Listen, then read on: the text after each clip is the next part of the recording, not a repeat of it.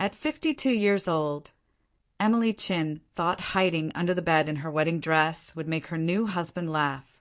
Instead, she discovered a truth that would change everything.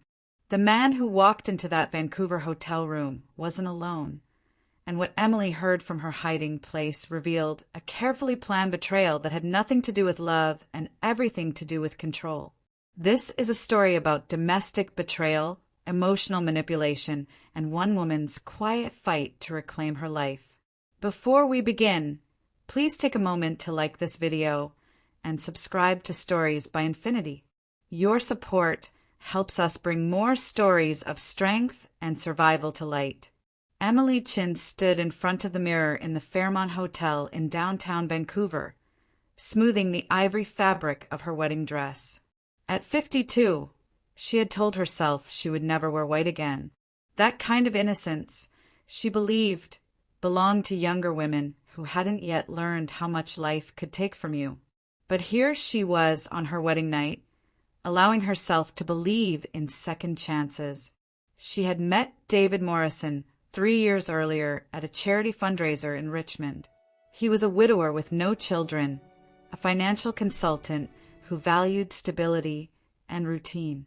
After years of living alone following her own husband's death, Emily found comfort in David's predictability. There were no dramatic declarations of love, no grand gestures. Just quiet dinners, weekend drives along the sea-to-sky highway, and conversations that never turned into arguments. To Emily, that felt safe. At her age, safety mattered more than passion. The wedding had been small and tasteful. Neutral colors, a select guest list, everything perfectly arranged. David's colleagues praised him openly, calling him dependable and solid. Emily's closest friend, Margaret Park, had watched the ceremony with an expression Emily couldn't quite read. Not disapproval, but something closer to concern. "Are you sure?" Margaret had asked quietly before Emily walked down the aisle. Emily had nodded. "I'm tired of being strong alone." Now, in the hotel suite, Emily felt a nervous energy she hadn't expected. As David stepped out to take a phone call, she sat on the edge of the bed, her heels dangling. She thought about the small pranks she'd heard about over the years, brides surprising their husbands, creating playful memories. It felt childish, maybe even embarrassing. But part of her wanted to do something spontaneous, something that said she was still capable of joy. So she slipped off the bed and carefully lowered herself to the floor, lifting the bed skirt and sliding beneath the frame. The carpet was cool against her palms. Her heart beat faster as she adjusted her dress, tucking the fabric so it wouldn't show. She smiled to herself in the dark. Just for a moment, she thought. Just until he comes back. Under the bed, time stretched differently. The hum of the air conditioner seemed louder. Emily focused on slowing her breathing, imagining David's surprised laugh when he couldn't find her. Then she heard the door unlock. Her body tensed immediately. But instead of David's familiar footsteps, quick and confident, there was something else. Slower, heavier, deliberate. Emily frowned. Maybe hotel staff, she thought. Then she heard a woman's voice, calm and low. "Close the door, David." Emily froze. From beneath the bed, she could only see shoes. Practical shoes, worn leather, not David's polished dress shoes.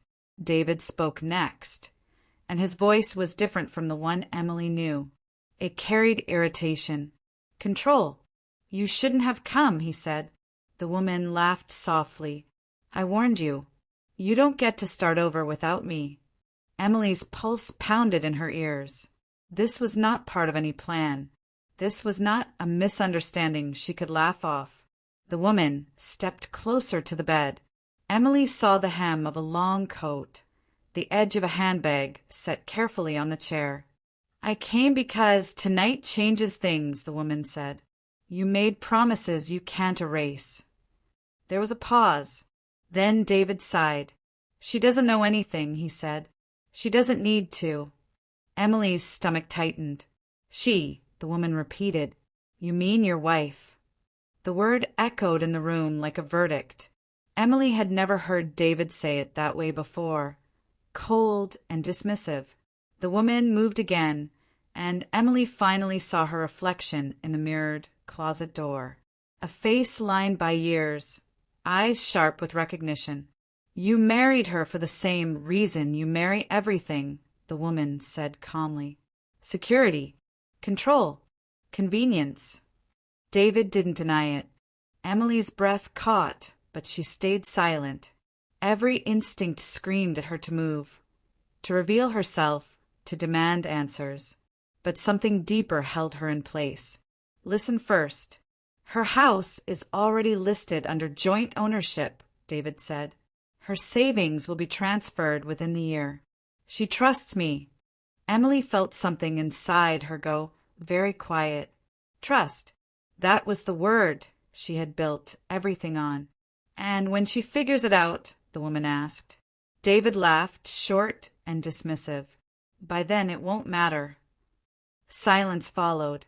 Then the woman spoke again, slower this time. "You learned that from watching me," she said. "And that's why I'm here." David turned sharply. "You don't get to pretend this is about morality." The woman stepped closer to the bed. "No," she said. "It's about consequences." Under the bed, Emily Chen lay motionless, her wedding dress pressed against the floor, listening as her marriage revealed itself, not as a beginning, but as a trap carefully set long before she ever said yes. What would you do if you discovered the truth about your marriage this way? Share your thoughts in the comments below. And if you're finding this story gripping, please hit the like button and subscribe to Stories by Infinity for more tales of courage and survival. Emily's lungs burned, but she didn't move. The darkness under the bed felt thicker now, oppressive. The prank she'd planned had turned into a hiding place, and she couldn't escape without being seen. David's voice came from somewhere near the foot of the bed. "You need to leave." The older woman answered without raising her tone. "Not until you stop lying." Emily squeezed her eyes shut. She had met David's colleagues as friends, his entire carefully presented world. Not once had anyone mentioned a mother. David had told Emily he'd grown up mostly on his own, that his parents were gone. Gone. And yet this woman, Dorothy Morrison, stood in their wedding suite, speaking like she had every right to be there. "Keep your voice down," David said. "She's tired." Emily's fingers curled into the carpet. "She, not Emily, not my wife, just she. Don't use her exhaustion as an excuse to finish what you started," Dorothy replied. David exhaled sharply.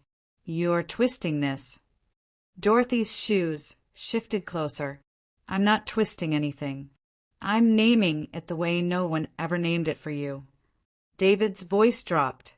"You don't get to lecture me about what no one did." "I'm not lecturing you," Dorothy said. "I'm reminding you, because tonight you crossed a line you can't uncross." Emily swallowed. Her throat felt dry. She wanted to see their faces, to confirm she wasn't mishearing. But fear made her cautious. If she moved, they would know. A part of her, older and practiced, took control. The part that had survived grief with a straight spine. The part that had handled hospital paperwork without collapsing. That part said, "Stay hidden. Gather everything. Don't waste this moment." "How much did you tell her?" Dorothy asked. "Enough," David answered quickly. "Enough to get her signature." Dorothy pressed. Emily's stomach tightened, so hard it felt like pain. David didn't respond right away. Emily heard him shift, the faint creak of a chair. He was sitting now, comfortable, like this was a negotiation. "You don't know what you're talking about," he said finally. Dorothy let out a breath that sounded almost like disappointment. "I know exactly what I'm talking about. I've read the pattern." Emily's skin went cold. Read the pattern. That meant this wasn't random. Dorothy was here with purpose, with knowledge of something Emily didn't yet understand. "Stop acting like you're some guardian angel," David said sharply. "Stop acting like you're untouchable," Dorothy replied. Emily pressed her cheek against the carpet, trying to make herself smaller, quieter. Her dress felt heavy now, ridiculous, out of place. "Why now?" David demanded. "Why pick tonight?" Dorothy answered without hesitation. "Because tonight is when you think you're safest. Because tonight is when she's most likely to forgive what she wouldn't forgive tomorrow." She paused. "Because tonight is when you would do it." Emily's pulse spiked. Do it. The phrase didn't land like a metaphor. "You're being dramatic," David said. Dorothy's laugh was humorless. "You've always said that right before you hurt someone." Emily's eyes stung, but she refused to cry. Tears would blur her thinking, and she couldn't afford weakness right now. David stood. The floor vibrated faintly through the frame. "This is ridiculous. She's my wife." Dorothy cut in. "She's your target." Emily's breath hitched. She clamped her lips shut so hard her jaw ached. David didn't deny it. Instead, he pivoted, his voice smoothing into the practiced persuasion Emily recognized. "I'm giving her structure. I'm giving her security. She'll never have to worry again." Dorothy's voice turned sharp. "Security doesn't come with a leash." David's patience snapped. "You've been gone for 30 years. You don't get to step back in and pretend you care." Dorothy's reply was quiet. "I care because I know what it looks like when you're about to ruin a woman's life and call it love." Emily's fingers trembled. She forced them still. Dorothy was not here to harm Emily. Dorothy was here to confront David. But why?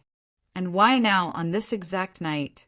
Emily's mind raced through possibilities. A debt, blackmail, family secrets, a mistake David had hidden. The more she reached, the more one reality held steady beneath it all. David had lied, repeatedly, and he had lied in a way that required planning. Dorothy moved again. Her shoes shifted to the side of the bed near the nightstand. Paper rustled. Emily's breath stopped. Dorothy held something in her hand. Emily could see a corner of it drop into view for half a second. A folder. Thick. Official. "Where did you get that?" David's voice tightened. "From where you thought no one would look," Dorothy answered simply. Emily's mouth went dry. A folder meant evidence. Documents. Something written, traceable. "You broke into my office," David said, his tone lowering into something dangerous. "I opened a drawer you've been hiding behind," Dorothy replied.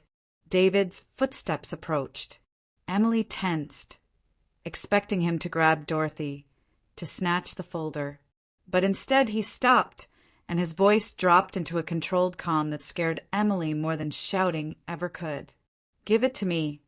"No," Dorothy said immediately. "You have no idea what you're doing." "I know exactly what I'm doing," Dorothy said. "I'm making sure she doesn't become another story you tell yourself wasn't your fault." Emily couldn't see David's face, but she could hear the shift in him, the moment when charm falls away. "You're obsessed," he said. "You always have been." Dorothy's reply was almost gentle. "And you've always used that word to avoid responsibility." Emily's head swam. Another story, another woman, another cycle. Her mind tried to reject it. David had been patient. David had been kind. No. Emily forced herself to stop. Kindness could be strategy. Patience could be camouflage. A phone vibrated on the nightstand. "Turn that off," David said quickly. "It's not mine," Dorothy answered. Emily's stomach twisted. It was David's phone. Someone calling this late on his wedding night. David picked it up. A pause. Then, yes. His voice changed again. Smooth, familiar, public. The voice he used around guests. "Now?" David asked. No, everything's handled. She's fine. Emily's eyes widened. She's fine. Handled. Like paperwork submitted. Tomorrow morning, David said into the phone. Yes, I'll bring it by myself. Emily's throat tightened. Bring what? To whom? David ended the call. Dorothy spoke first. You're still doing it. You're out of your depth, Dorothy, David replied. Emily stared into the darkness, her mind sharp with terror and clarity. Dorothy had said it. She doesn't know it yet, but Emily did know now. And the worst part wasn't the betrayal. The worst part was understanding how easily David could switch voices, becoming the man Emily trusted one moment, then someone else the second her back was turned. This story reveals the hidden patterns of emotional manipulation in marriage. Have you ever felt something was wrong but couldn't prove it? Tell us in the comments. Don't forget to like and share this video and subscribe for more powerful story. Emily stayed under the bed long after Dorothy left. She didn't move when David stood. She didn't react when he paced the room, his breathing uneven. She lay still, letting the weight of the mattress above her remind her that she was hidden, but not helpless. David spoke to himself for a while, just enough to expose the edges of who he really was. Always the same, he muttered. Always trying to ruin things. Emily listened carefully. He wasn't angry the way people get angry when they've been hurt. He was irritated, disrupted, like someone whose schedule had been thrown off. He checked his phone again. Emily heard the faint tap of the screen, messages being read but not answered. He sighed, then set the phone down with controlled precision. Tomorrow, he said quietly. Tomorrow fixes everything. Emily's jaw tightened. Tomorrow meant execution, finalization. Whatever he had started tonight, he believed it would be complete by morning. Michael went into the bathroom. The shower turned on. Emily waited. She waited until the shower had been running long enough that David wouldn't hear her move. Then, slowly, carefully, she shifted her body inch by inch toward the edge of the bed. Her joints ached. Her legs tingled from being still so long. She bit down on the inside of her cheek to keep from gasping as circulation returned. She lifted the bed skirt just enough to see. The bathroom door was closed. The shower still running. Emily slid out. Standing up felt unreal. Her dress was wrinkled, heavy, no longer symbolic of anything beautiful. She smoothed it automatically, habit overriding shock. Her eyes went to the nightstand. David's phone lay there, face down. Emily hesitated only a second. She had never gone through anyone's phone before. It had always felt like a violation, something desperate people did when trust was already gone. Trust was gone now. She picked it up. The screen lit instantly. No password. David had never bothered. Why would he? He didn't expect to be questioned. Emily's hands were steady as she scrolled. Messages, emails, calendars. She didn't read everything. She didn't need to. Patterns revealed themselves quickly. There were emails marked draft, legal language, attachments, file names that meant nothing to a stranger, but everything to someone paying attention. There was a calendar entry for the next morning, meeting, final, transfer. Emily's stomach dropped. Transfer of what? She tapped into the email, thread attached to the calendar entry. The subject line was vague. The body was brief, but one sentence stood out, cold and unmistakable. All necessary signatures have been obtained. Emily closed her eyes. Signatures, plural. Her mind snapped back to the afternoon, the clipboard, the pen, David standing just close enough to guide her hand without seeming to. You don't need to read all that, he'd said kindly. It's just formal language. Formal language. Emily scrolled again. This time she opened the attachments. The document loaded slowly. Her name was there. Full legal name. Correct spelling. Her signature, scanned at the bottom. Her breath came shallow. The document wasn't a prenup. It wasn't a simple form. It was a transfer of ownership. Emily's house, the one she'd bought years ago with her late husband, the one she'd paid off herself after his death, the one David had admired so often, calling it solid and well located. Joint ownership, effective immediately upon marriage. Her hands trembled now, but she didn't drop the phone. There were more documents. Power of attorney, limited but strategic. Access authorizations. Emily felt cold all over. This wasn't impulsive.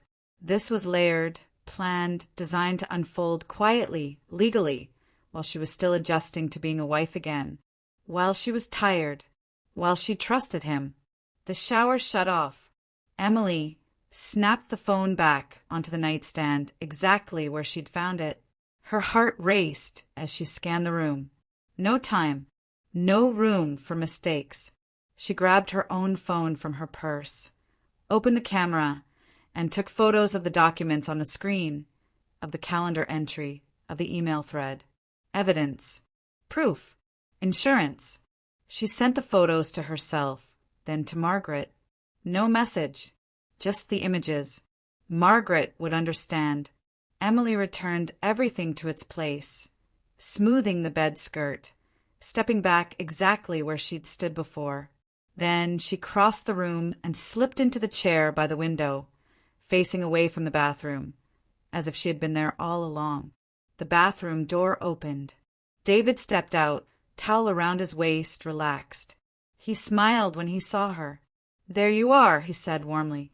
"I thought you might have fallen asleep." Emily looked up slowly. She met his eyes. She saw nothing there that resembled love. "Just thinking," she replied. Michael smiled wider, relieved.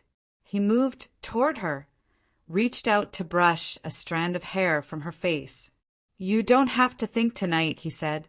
"That's what I'm here for." Emily didn't flinch. She smiled back. "That sounds nice," she said softly. David nodded, satisfied. He leaned down and kissed her forehead, a gesture meant to appear tender, protective. Emily let him. Inside, something hardened. David dressed, humming faintly as if the tension earlier had already dissolved for him. He moved with the confidence of a man who believed the hardest part was over. He didn't know that under the bed, his wife had stopped being a participant in his plan. She had become an observer. They got into bed together. David turned off the lights. He settled beside her, close but not intimate, already drifting toward sleep. Emily lay still, staring into the darkness. Her mind replayed Dorothy's words. She deserves to know. Emily did know now, and knowing changed everything. She understood something else, too, something sharp and clarifying.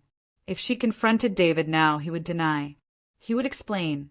He would twist the truth into something that sounded reasonable.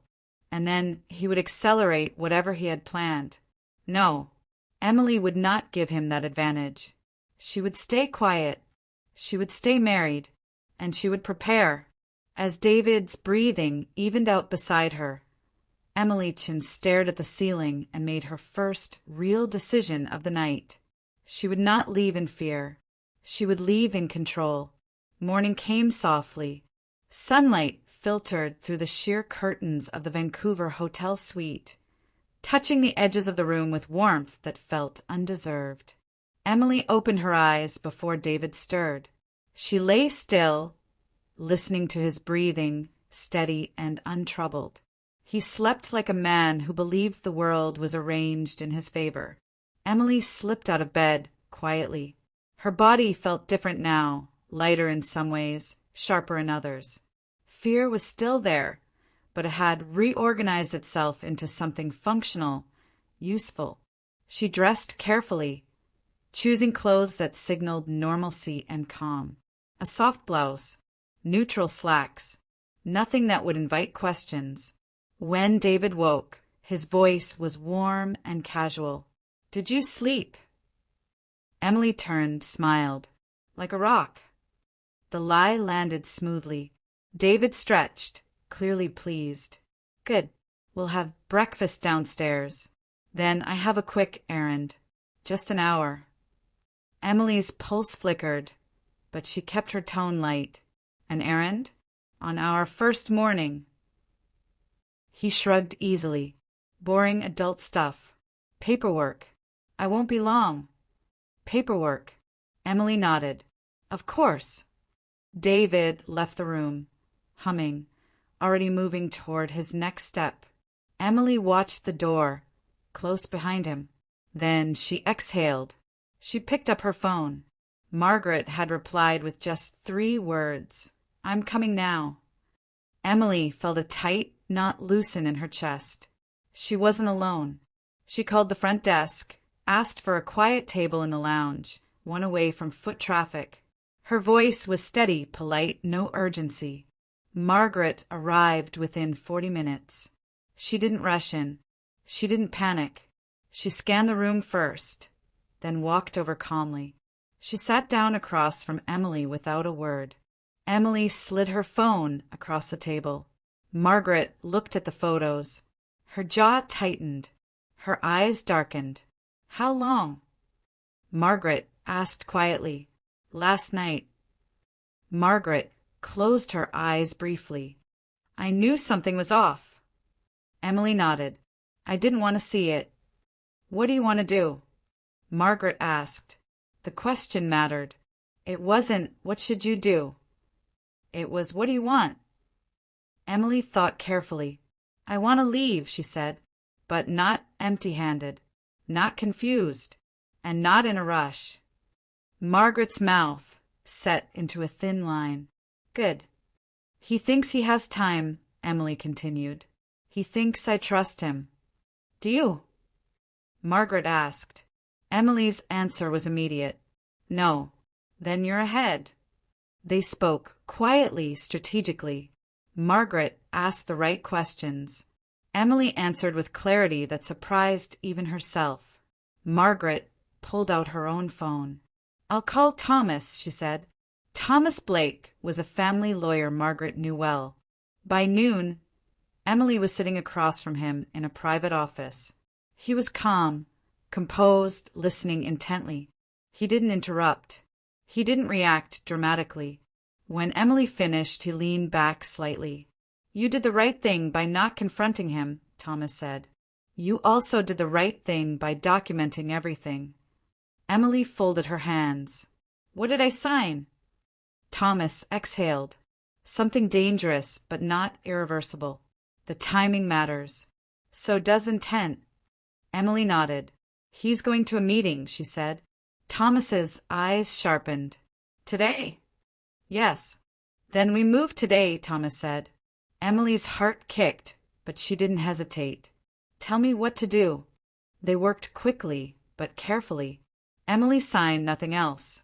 Thomas drafted notices, temporary holds, requests for review. Margaret stayed close, silent but solid. By the time David returned, Emily was back in the suite, seated calmly by the window reading. He looked pleased. All done, he said lightly. Ready for brunch. Emily looked up, smiled. I thought we might have a quiet afternoon instead. David hesitated, just a fraction of a second. Everything okay? Emily nodded. I just want to enjoy being married. David relaxed. Of course. He sat beside her, confident again. Emily felt the shift, the moment he believed he was back in control. Later that evening, when David stepped out to take a call, Emily's phone buzzed. A new message from an unknown number. We need to talk. Her heart jumped. Then another message followed. This is Dorothy. Emily stared at the screen. She excused herself quietly, stepping into the hallway. Her voice was steady when she called back. I'm listening. Dorothy didn't waste time. You heard everything, didn't you? Emily closed her eyes. Yes. Dorothy exhaled. Then you know why I came. Emily leaned against the wall. You came to stop him. Dorothy paused. I came to give you a chance. Why me? Emily asked. Dorothy's voice softened. Because you still have something he can't take. Clarity. Emily considered that. What do you know? Dorothy was quiet for a moment. Enough to end this, but only if you're ready. Emily thought of David's smile, his lies, the documents, the way he slept beside her without a trace of guilt. I'm ready, Emily said. Dorothy gave her an address. Tomorrow morning, before he moves again. Emily ended the call and stood there for a moment, breathing. Then she returned to the suite. David looked up. Everything all right? Emily smiled. Just checking messages. He nodded, uninterested. That night, lying beside him again, Emily didn't feel fear. She felt resolve. David believed the plan was unfolding exactly as designed. He had no idea that every step forward now brought him closer to exposure. Emily closed her eyes, her mind clear. She was no longer hiding. She was positioning. Emily's courage shows that cheating spouses and emotional manipulation can be stopped with careful planning. What would you do in her situation? Comment below. Please subscribe and hit the notification bell for more stories like this. The shift came quietly, not with headlines, not with confrontation, but with doors closing where David expected them to open. Emily noticed first in the smallest details. Emails that once returned within minutes now sat unanswered. Meetings David had requested were postponed, then declined. David noticed too. He called Thomas first. Thomas declined the call and replied with a single line, all communication through counsel. Then David tried Margaret. Margaret didn't answer. Finally, he emailed Emily. The message was brief, polite, almost respectful. Let's resolve this without unnecessary damage. Emily read it once, then forwarded it to Thomas and archived it. She didn't reply. 2 days later, Thomas called Emily into his office. They're nervous, he said. David's legal team requested a settlement conference. Emily sat across from him, composed. On what terms? Thomas smiled faintly. They want discretion. Emily nodded. They always do. The settlement conference was scheduled for the following week. David arrived with 2 attorneys. Posture suggesting restraint was costing him something. Emily arrived with Thomas and Margaret. Dorothy sat quietly behind them. David avoided looking at his mother. The mediator outlined the terms. David's attorney pushed back gently. Thomas held firm. David spoke once. This is excessive. Emily looked at him. So was the deception. David stiffened. The mediator cleared her throat. Mr. Morrison, this is a reasonable resolution, given the circumstances. David's jaw clenched. You wanted this handled respectfully, Emily said. This is what respect looks like. David's attorney whispered something to him. David nodded curtly. Fine. The papers were signed, not rushed, not hidden, with full explanations and witnesses present. When it was over, David stood quickly, gathering his things. This isn't justice, he said to Emily, low and sharp. It's convenience. Emily met his eyes. Justice doesn't always need a courtroom. Sometimes it just needs a boundary. David scoffed. You think you've won. Emily didn't respond. Winning had never been her goal. Security had been. Outside, Margaret exhaled. It's done. Emily shook her head. The paperwork is done. Margaret studied her. What does that mean? It means I'm not finished, Emily replied. That evening, Emily met Dorothy again, this time in Emily's own living room in her Kitsilano home. Dorothy looked around quietly. You kept your home. Emily nodded. And my name? Dorothy smiled faintly. Good. They spoke about patterns, about prevention, about the importance of documentation.